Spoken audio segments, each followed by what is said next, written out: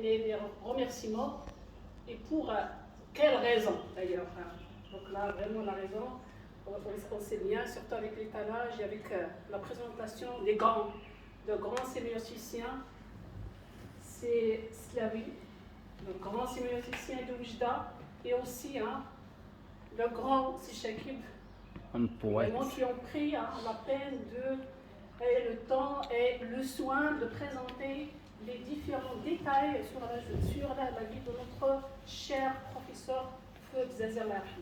Donc, grosso modo, je dirais que déjà le colloque est organisé dans un contexte bien particulier, c'est celui de rendre hommage, donc d'inculquer cette culture de la gratitude, rendre hommage, exprimer sa reconnaissance envers une personne qui mérite, une personne de taille, un grand monsieur, un grand chercheur, et surtout, donc on découvre aussi le côté personnel qu'on a eu quand même le temps de partager avec lui. Donc j'ai là deux missions, c'est de présenter mon témoignage personnel, mais aussi le témoignage de sa fille, Dina, qui nous a envoyé de la France. C'est touchant, mais quand même, on n'est pour rien contre la fatalité de la mort, il faut l'accepter. C'est dur. Personnellement, je n'arrive pas encore à réaliser sa mort, parce que vraiment, il nous a pris quand même au dépourvu, on ne s'est pas préparé. C'est à peine informé de sa maladie qu'on est déjà informé de son départ. Mais quand même, je dirais, surtout après cette rencontre, que c'est un départ du corps, mais jamais de l'âme. Elle est là, elle le restera. Elle a laissé des traces, elle a laissé des publications qui vont parler de lui, qui vont l'évoquer à chaque fois que c'est question de sémiotique ou autre. Parce que vraiment, c'est quelqu'un qui avait une grande compétence qu'on avait assisté au sein de notre formation, parce que j'avais quand même la chance d'avoir M. Zazi comme professeur dans le cadre du DESA, dans la première promotion avec le professeur Rachida qui venait aussi pour lui rendre hommage. Et donc c'était déjà le premier contact professionnel pour découvrir le grand monsieur, vraiment le grand chercheur qui nous éblouissait, qui nous étonnait quand même, et par ses recherches, et par son analyse, par sa présence, par sa compétence en matière d'expression sémiologique, qui est vraiment chose qui m'a profondément touchée pour choisir le parcours de la sémiotique. J'avais quand même l'occasion de connaître un peu le côté personnel de M.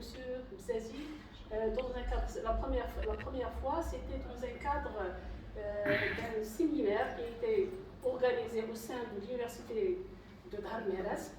Et ben, c'est là où on va découvrir vraiment M. Zazi, l'homme, et surtout le côté dont on parlait les professeurs, l'homme, surtout le côté gentil, le côté humain, le côté vraiment, cet amour qu'il a pour ses étudiants. Après le séminaire, il y avait bien sûr une publication, c'était vraiment une fierté d'avoir son nom dans un ouvrage collectif avec les grands comme vraiment M. Zazi. Mais après, c'était un dîner qu'on a partagé ensemble. Et pendant ce dîner, bien sûr avec toute l'équipe qui a participé à ce séminaire, et bien sûr à ce moment-là, on a découvert, vraiment personnellement j'ai découvert M. Zazi, l'orateur et le conteur. C'est quelqu'un qui a travaillé sur les contes, mais vraiment c'est quelqu'un qui savait aussi raconter ses contes. Et bien sûr, vraiment s'incarner dans les personnages de ses contes, et c'était vraiment merveilleux. Elle avait le sens de l'humour qu'on n'a jamais découvert, parce que vraiment c'était quelqu'un de très sérieux dans la classe, mais vraiment en dehors de la classe, c'est autre.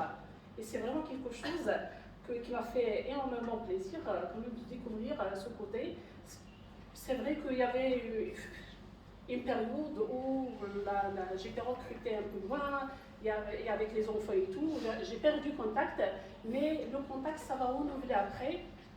Bien sûr, vers ces dernières années, donc je dirais 5 ans, dans plusieurs contextes. D'accord. Donc là, c'était le dernier, pour ne pas vraiment prendre assez de temps, le dernier, c'était dans le cadre du recrutement. Je trouve que M. Zazi était membre du jury lorsque j'ai postulé justement pour le poste de professeur assistant, il était là.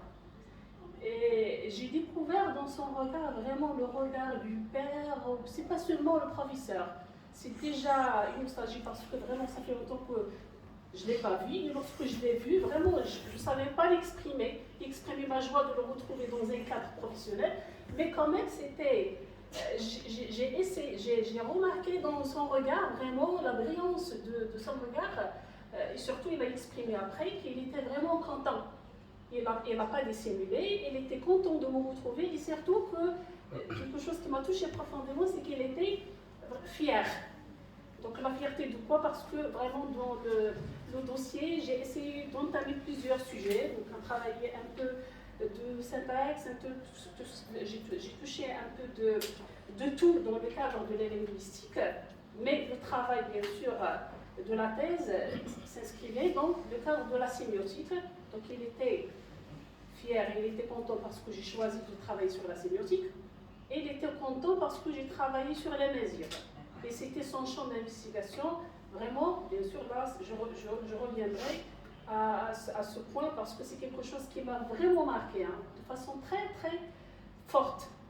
Lorsque j'étais étudiante, justement, au DESA, je dirais que M. Bzazi n'était pas seulement le professeur, mais pour moi, c'était un symbole, un modèle d'identification, un défenseur de la culture amazigha.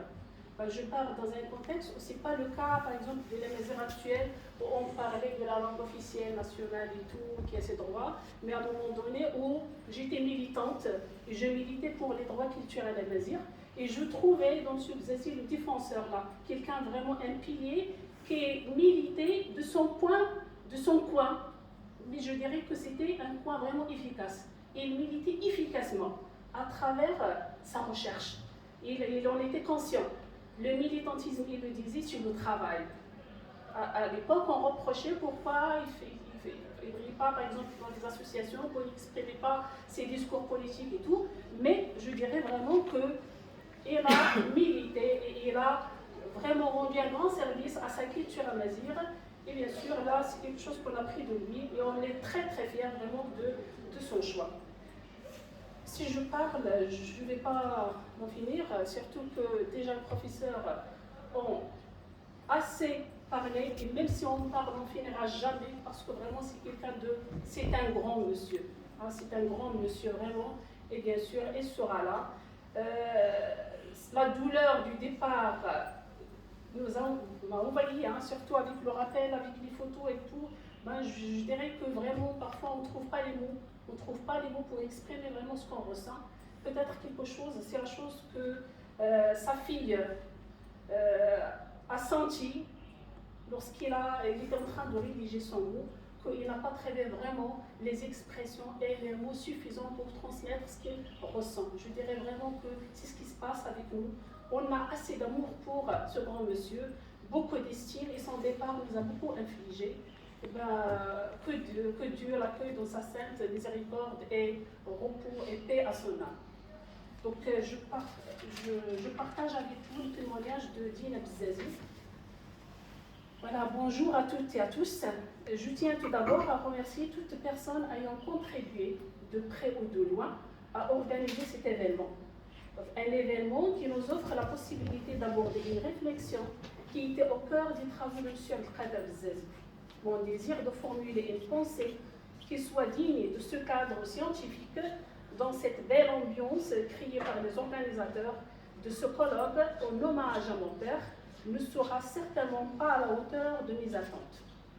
M. Abdelkader Bzazi est sémioticien, enseignant-chercheur, écrivain, militant, mais aussi un mari, un père de famille, mon meilleur ami et mon confident.